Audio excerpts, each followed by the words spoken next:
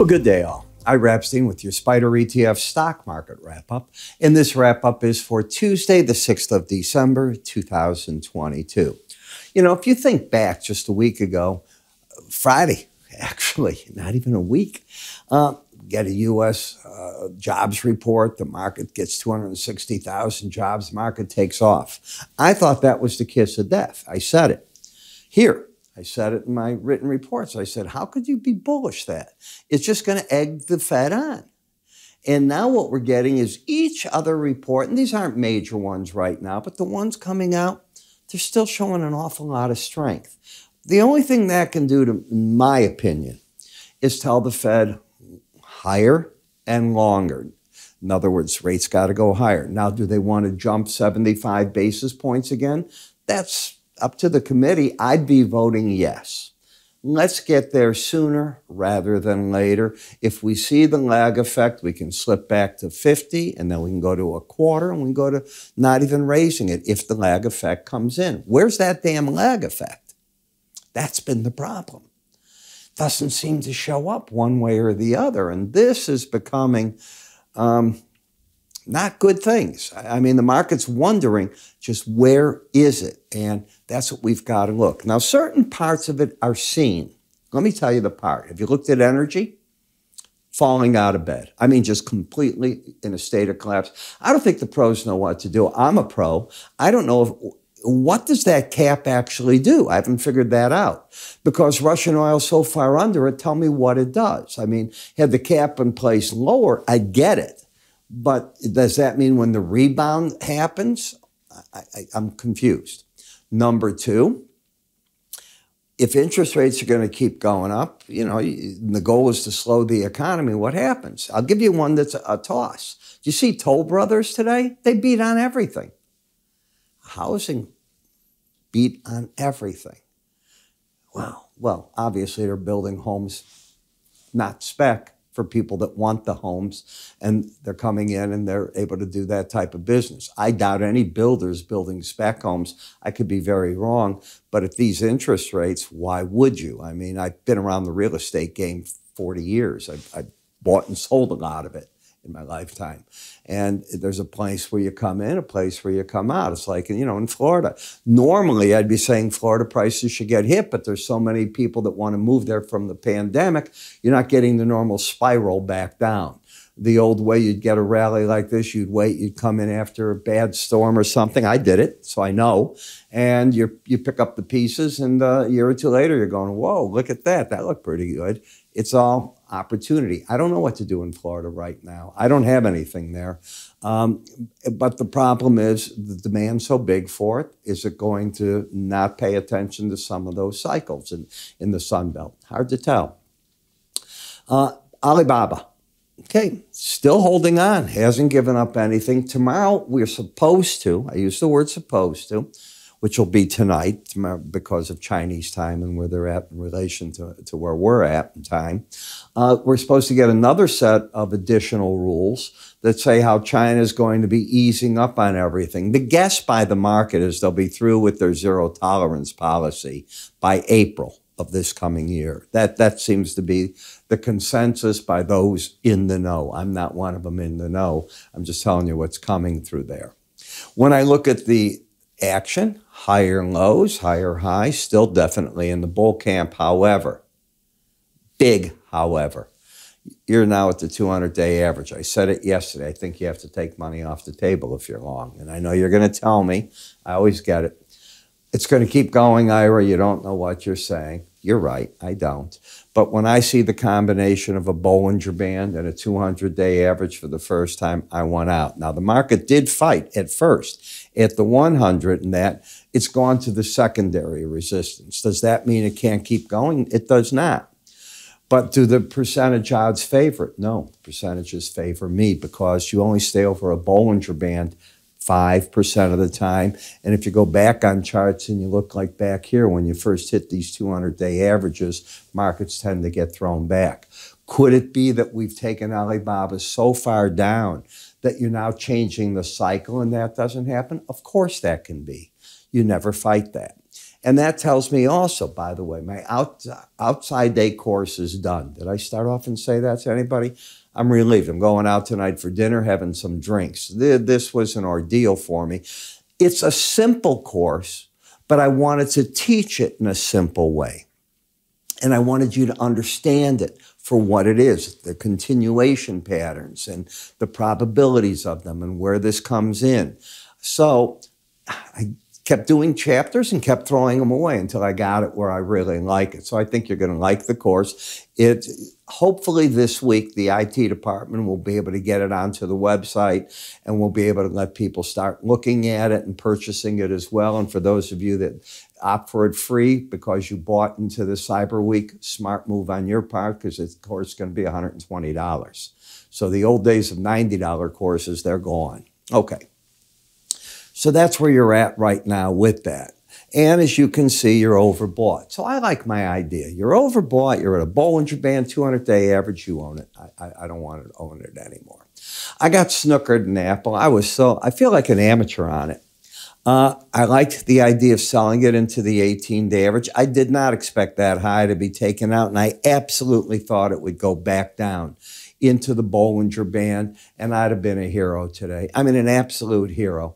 The Bollinger Band's 142.91. You hit 141.92. Come on. Okay, I was a step off. Cha-cha didn't work, or whatever you want to call it. Disney. Does anybody cha-cha anymore? I remember that from the 50s. My God, that was the big thing at resorts. Lower highs, lower lows, fighting. Remember what I've said about Avatar.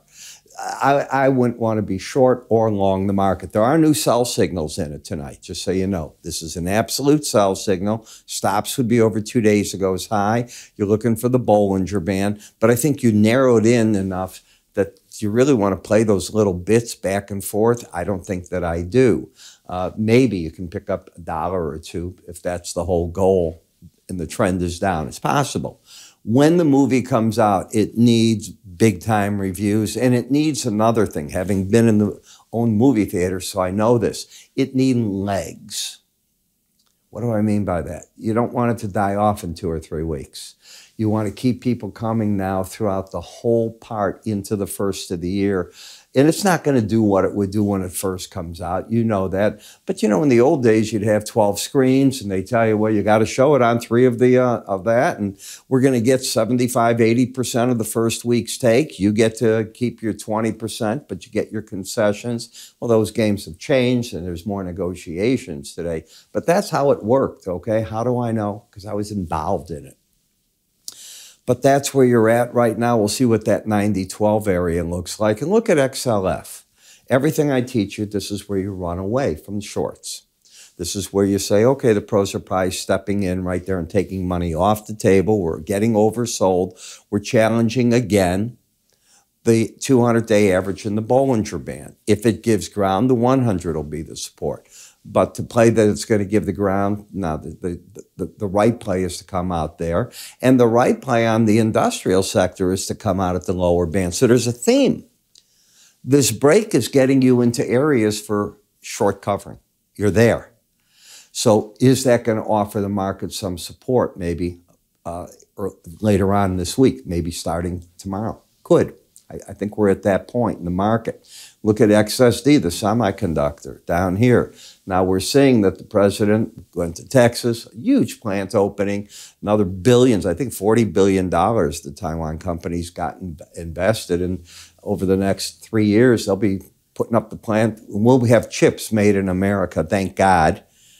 Well, we'll go by our rules, not by these crazy rules that China did. But we should all thank China. I'm thanking China. Why? Because by staying with their zero COVID, we got movement by American companies to say, enough of this. We can't do business this way. And they brought stuff home. How long have we heard under President Trump, other presidents, let's bring it home, made in America, okay? You're accomplishing that not because of anything other than zero tolerance in this chip sector. Isn't that amazing? XHB, okay, the home builders down, but I said Toll Brothers. Did you see them? I was shocked. This is what I expected, everybody in trouble, and this is an area to short cover. Doesn't mean it can't go lower, but that's the area. And why am I still negative on home builders? Because I think the Fed's got to go up longer and higher than everybody thinks right now. A lot of people think they'll stop at 5%. I could be in that camp if you show me that we've got the lag effect kicking in finally.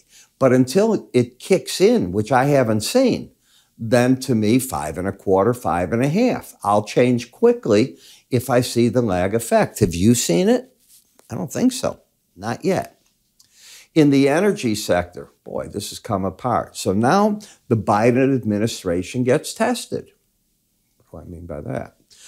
Well, was it just 8 weeks ago or so that President Biden, hat in hand, runs to Saudi Arabia, basically embarrassing all of us, begging this gentleman to pump more oil, and he gives him a token pump, and then, of course, they cut 2 billion barrels. Of course they were going to cut. But what did the president also say? So everything I read exactly what he said. He offered them that if they did that at $72 a barrel, he was going to start buying oil back for the strategic reserve. You're approaching those levels. We're not there yet. You're within $2 of it. Okay, as of today's low. So I'm watching. Yeah, are we going to gradually? Now you don't. It's 72 to it. You got a band you're going to play within, and who knows? So far, the company that's been dead wrong this has been the commodity analyst at Goldman. You talk about a terrible play for the year.